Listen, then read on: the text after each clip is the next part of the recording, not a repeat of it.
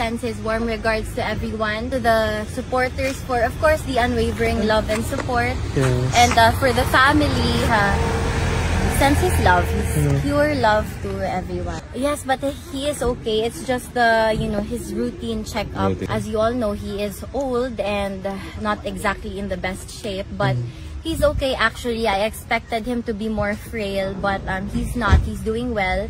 He's even better as compared to the first few weeks inside. Okay. He sounded more lively, more sharp, and he was looking for my mother for so many times, and I had to explain to him the situation, and he understood, of course.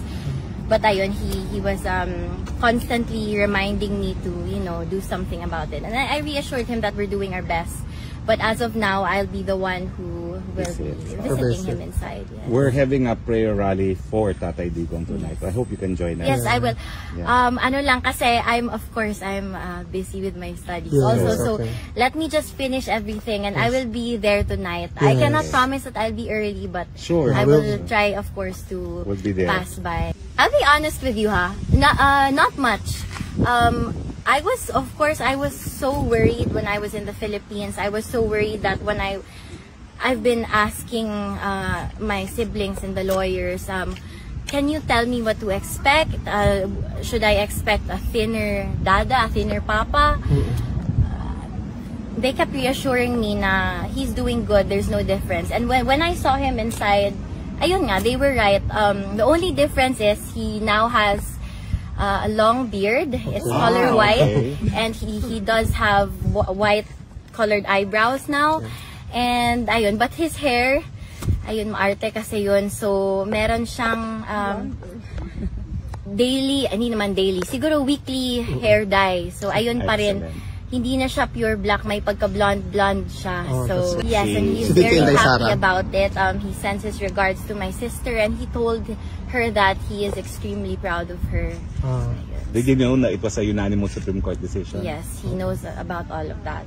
And he also knows na, ayun, continuous pa rin yung rotation of visits namin dito, pupunta sila. So, and excited siya kasi, you're here. Ako muna, of course, for now. And actually, it wasn't a question. He said, ang laki ko na daw. And in a way na lumapad ako. But I think he grew taller. He thinks that I'm taller now. Maybe it's because of the, the slippers I'm wearing. But kasi he was wearing flat slippers. So I think this added to my height. But ayun, he was surprised to see me. Sobrang tangkad ko na.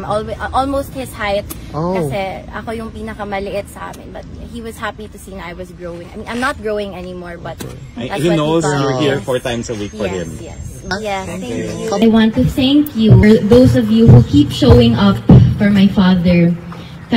This is not an easy situation to navigate. From the whole family, dako kaayo nga pasalamat sa inyong tanan. It's been 5 months, no, unya. Wala gihapoy pag-undang na suporta and paghigugma ang among nadawat. So daghang salamat sa inyo. I know that I said kanina na my father was okay.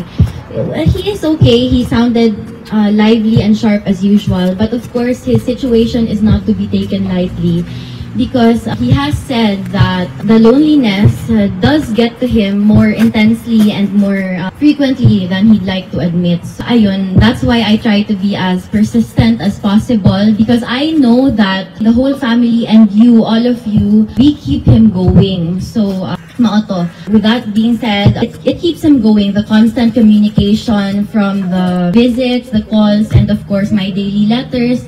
So the first time I left The Hague was April 16, I think. So I've been writing him daily letters, good, and I have not stopped. And he told me that from time to time he does go over them when he gets lonely. When I visit him tomorrow, at least I can update him na nandito kayo lahat ngayon. So I'm sure that he will be very happy and grateful to hear it. Again, daghan kayong salamat sa inyo. I will not make this very long na kay I know that all of you are busy also. And gabi na po, so mga tulog na tatanan. Actually, nagakulot na ni akong buhok diri sa taas kay pasabot ana haggard po, no? Atugon na pod ko. Pero daghang salamat sa inyo. Dili na ko magtagalog kay mabash na sa daan eh.